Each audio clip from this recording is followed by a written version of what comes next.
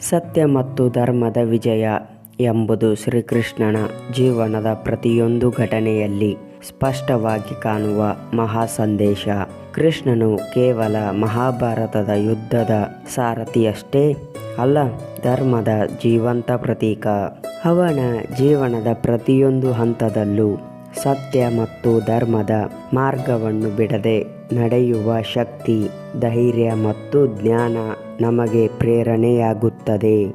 ಬಾಲ್ಯದಲ್ಲಿ ಅನೇಕ ಕಷ್ಟಗಳನ್ನು ಎದುರಿಸಿದ ಕೃಷ್ಣನು ಕಂಸನಂತಹ ಕ್ರೂರ ರಾಜನಿಂದ ಪ್ರಾಣಾಪಾಯಕ್ಕೆ ಒಳಗಾದರೂ ಧರ್ಮದ ದಾರಿಯನ್ನು ಬಿಟ್ಟಿಲ್ಲ. ತನ್ನ ವೈಯಕ್ತಿಕ ನೋವುಗಳಿಗಿಂತ ಲೋಕದ ಹಿತವನ್ನು ಮುಂದಿಟ್ಟುಕೊಂಡು ಬದುಕಿದವನೇ ಕೃಷ್ಣ. ಕಂಸನ ಅನ್ಯಾಯ, ಅಕ್ರಮ ಮತ್ತು ಕ್ರೌರ್ಯಕ್ಕೆ ಅಂತ್ಯ ಮಾಡುವುದಕ್ಕಾಗಿ ಅವನು ಧರ್ಮದ ಮಾರ್ಗದಲ್ಲೇ ನಿಂತು ಹೋರಾಡಿದನು. ಕಂಸನನ್ನು ಸಂಹರಿಸಿದ್ದು ಪ್ರತೀಕಾರಕ್ಕಾಗಿ ಅಲ್ಲ. ಈ ಘಟನೆಯ ಮೂಲಕ ಕೃಷ್ಣನು ನಮಗೆ ಹೇಳುವುದು, ಸತ್ಯ ಮತ್ತು ಧರ್ಮಕ್ಕಾಗಿ ನಿಲ್ಲುವಾಗ ಅಪಾಯಗಳು ಬಂದರೂ ಹಿಂದೆ ಸರಿಯಬಾರದು ಎಂಬ ಪಾಠ. ಮಹಾಭಾರತದಲ್ಲಿ ಕೃಷ್ಣನ ಪಾತ್ರ ಇನ್ನೂ ಗಂಭೀರವಾಗಿ ಬೆಳಗುತ್ತದೆ. ಪಾಂಡವರು ಅನ್ಯಾಯಕ್ಕೆ ಒಳಗಾದಾಗ, ದ್ರೌಪದಿಗೆ ಅವಮಾನವಾದಾಗ, ರಾಜ್ಯವನ್ನು ಕಪಟದಿಂದ ಕಸಿದುಕೊಂಡಾಗ ಕೃಷ್ಣನು ಧರ್ಮದ ಪರವಾಗಿ ನಿಂತನು. ಅವನು ಯುದ್ಧವನ್ನು ಬಯಸಲಿಲ್ಲ, ಶಾಂತಿಗಾಗಿ ಎಲ್ಲ ಪ್ರಯತ್ನಗಳನ್ನು ಮಾಡಿದನು. ದುರ್ಯೋಧನನ ಬಳಿ ಶಾಂತಿದೂತನಾಗಿ ಹೋದಾಗಲೂ ಅವನು ಸತ್ಯ ಮತ್ತು ಧರ್ಮದ ಮಾತನ್ನೇ ಹೇಳಿದರು. 5 ಹಳ್ಳಿಗಳನ್ನಾದರೂ ಕೊಡಿ ಎಂಬ ಪಾಂಡವರ ಬೇಡಿಕೆಯು ಅತಿ ಸಣ್ಣದಾಗಿದ್ದರೂ ಅದನ್ನು ನಿರಾಕರಿಸಿದಾಗ ಯುದ್ಧ ಮಾಡುವುದು ಅನಿವಾರ್ಯವಾಯಿತು. ಇಲ್ಲಿ ಕೃಷ್ಣನ ಧರ್ಮ ಸ್ಪಷ್ಟವಾಗಿ ಕಾಣುತ್ತದೆ. ಯುದ್ಧ ಅವನ ಆಯ್ಕೆಯಲ್ಲ, ಧರ್ಮವನ್ನು ರಕ್ಷಿಸಲು ಬಂದ ಅನಿವಾರ್ಯ ಕರ್ತವ್ಯ. ಅವನು ಹೇಳಿದ ಗೀತೆಯ ಉಪದೇಶವೇ ಇದರ ಸಾರ. ಅಧರ್ಮ ಹೆಚ್ಚಾದಾಗ ಧರ್ಮವನ್ನು ಸ್ಥಾಪಿಸಲು ಯುದ್ಧವು ಧರ್ಮವೇ. ಯುದ್ಧ ಭೂಮಿಯಲ್ಲಿ ಅರ್ಜುನನು ತನ್ನ ಬಂಧುಗಳ ವಿರುದ್ಧ ಯುದ್ಧ ಮಾಡಲು ಹಿಂಜರಿದಾಗ ಕೃಷ್ಣನು ಅವನಿಗೆ ಸತ್ಯದ ದರ್ಶನ ಮಾಡಿಸಿದನು. ನೀನು ಕರ್ಮ ಮಾಡು, ಫಲದ ಚಿಂತೆಯನ್ನು ಬಿಡು ಎಂಬ ಗೀತೆಯ ಸಂದೇಶ ಕೇವಲ ಯುದ್ಧಕ್ಕೆ ಮಾತ್ರವಲ್ಲ, ಜೀವನದ ಪ್ರತಿಯೊಂದು ಹಂತಕ್ಕೂ ಅನ್ವಯಿಸುತ್ತದೆ. ಕೃಷ್ಣನು ಇಲ್ಲಿ ಸತ್ಯ ಮತ್ತು ಧರ್ಮದ ಅರ್ಥವನ್ನು ಇನ್ನಷ್ಟು ಆಳವಾಗಿ ವಿವರಿಸುತ್ತಾನೆ. ಧರ್ಮ ಎಂದರೆ ಕೇವಲ ಧಾರ್ಮಿಕ ಆಚರಣೆಗಳಲ್ಲ, ಅದು ಕರ್ತವ್ಯ, ನ್ಯಾಯ ಮತ್ತು ಸತ್ಯದ ಪರವಾಗಿ ನಿಲ್ಲುವ ಧೈರ್ಯ.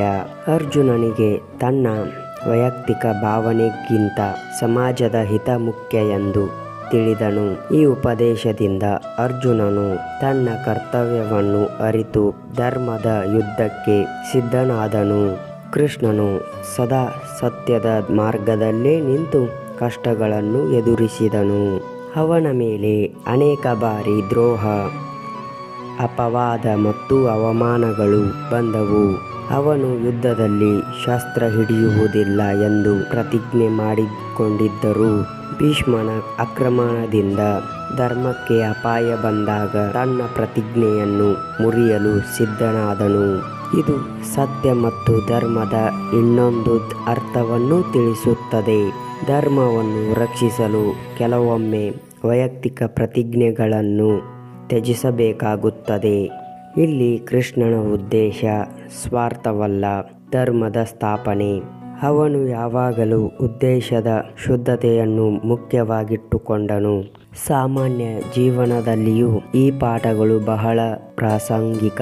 ಸತ್ಯ ಮತ್ತು ಧರ್ಮದ ದಾರಿಯಲ್ಲಿ ನಡೆಯುವುದು ಸುಲಭವಲ್ಲ. ಅನ್ಯಾಯದ ವಿರುದ್ಧ ಮಾತನಾಡಿದರೆ ತಾತ್ಕಾಲಿಕ ನಷ್ಟ, ಅಪಮಾನ ಅಥವಾ ಒಂಟಿತನ ಎದುರಾಗಬಹುದು. ಆದರೆ ಕೃಷ್ಣನ ಜೀವನ ನಮಗೆ ಹೇಳುವುದು ತಾತ್ಕಾಲಿಕ ಕಷ್ಟಗಳು ಶಾಶ್ವತವಲ್ಲ. ಸತ್ಯದ ದಾರಿಯಲ್ಲಿ ನಡೆಯುವವನಿಗೆ ಸಮಯ ಖಂಡಿತ. ಒಬ್ಬ ನೌಕರ ಸತ್ಯಕ್ಕಾಗಿ ತಪ್ಪು ಮಾಡಲು ನಿರಾಕರಿಸಿದಾಗ ಕೆಲಸ ಕಳೆದುಕೊಳ್ಳಬಹುದು, ಆದರೆ ಅವನ ಆತ್ಮಸಮಾನ ಉಳಿಯುತ್ತದೆ. ಒಬ್ಬ ವಿದ್ಯಾರ್ಥಿ ನಕಲು ಮಾಡದೆ ಶ್ರಮಪಟ್ಟು ಓದಿದಾಗ ತಾತ್ಕಾಲಿಕವಾಗಿ ಹಿನ್ನಡೆ ಆಗಬಹುದು, ಆದರೆ ಅವನ ಜೀವನದ ನೆಲೆ ಗಟ್ಟಿಯಾಗುತ್ತದೆ. ಈ ಎಲ್ಲ ಉದಾಹರಣೆಗಳಲ್ಲಿ ಕೃಷ್ಣನ ಗೀತೆಯ ಸಂದೇಶ ಜೀವಂತವಾಗಿರುತ್ತದೆ. ಇಂದಿನ ಸಮಾಜದಲ್ಲಿ ಅನೇಕರು ಎಲ್ಲರೂ ಹಾಗೆ ಮಾಡುತ್ತಿದ್ದಾರೆ ಎಂಬ ಕಾರಣ ಹೇಳಿ ಅಧರ್ಮದ ದಾರಿಗೆ ಹೋಗುತ್ತಾರೆ. ಆದರೆ ಕೃಷ್ಣನು ನಮಗೆ ಕಲಿಸಿದಂತೆ ಸತ್ಯವನ್ನು ಬಹುಮತ ನಿರ್ಧರಿಸುವುದಿಲ್ಲ. ಸತ್ಯ ಯಾವಾಗಲೂ ಸತ್ಯವೇ ಮತ್ತು ಧರ್ಮ ಯಾವಾಗಲೂ ಧರ್ಮವೇ. ಅದನ್ನು ಹಿಡಿದು ನಿಲ್ಲುವ ಧೈರ್ಯ ನಮ್ಮಲ್ಲಿ ಇರಬೇಕು. ಕೃಷ್ಣನು ನಮಗೆ ತೋರಿಸಿದ ದಾರಿ ಶಕ್ತಿ ಅಥವಾ ಕುತಂತ್ರದಿಂದಲ್ಲ, ಜ್ಞಾನ, ಕರ್ತವ್ಯ ಮತ್ತು ಧರ್ಮದಿಂದ ಜಯ ಸಾಧಿಸುವ ದಾರಿ. ನಾವು ಇಂದು ಸತ್ಯದ ಪಕ್ಕದಲ್ಲಿದ್ದೇವೆ ಎಂಬ ಪ್ರಶ್ನೆ. ಕೃಷ್ಣನು ಸದಾ ಧರ್ಮದ ಪಕ್ಕದಲ್ಲಿ ನಿಂತು ಕಷ್ಟಗಳನ್ನು ಸ್ವೀಕರಿಸಿದನು, ಆದರೆ ಕೊನೆಗೆ ಧರ್ಮವೇ ಜಯಶೀಲವಾಯಿತು. ಮಹಾಭಾರತದ ಯುದ್ಧದ ಅಂತ್ಯದಲ್ಲಿ ಪಾಂಡವರು ಜಯ ಗಳಿಸಿದ್ದು ಶಸ್ತ್ರಬಲದಿಂದ ಮಾತ್ರವಲ್ಲ, ಸತ್ಯ ಮತ್ತು ಧರ್ಮದ ಶಕ್ತಿಯಿಂದ. ಈ ಸಂದೇಶವೇ ನಮ್ಮ ಜೀವನಕ್ಕೂ ಅನ್ವಯಿಸುತ್ತದೆ. ಸತ್ಯದ ದಾರಿಯಲ್ಲಿ ನಡೆಯುವಾಗ ಕಷ್ಟ ಬಂದರೂ ಹಿಂಜರಿಯಬೇಡಿ, ಧರ್ಮವನ್ನು ಬಿಡಬೇಡಿ.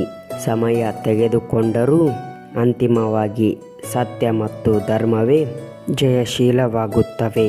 ಕೃಷ್ಣನ ಜೀವನ ಇದಕ್ಕೆ ಶಾಶ್ವತ ಸಾಕ್ಷಿ.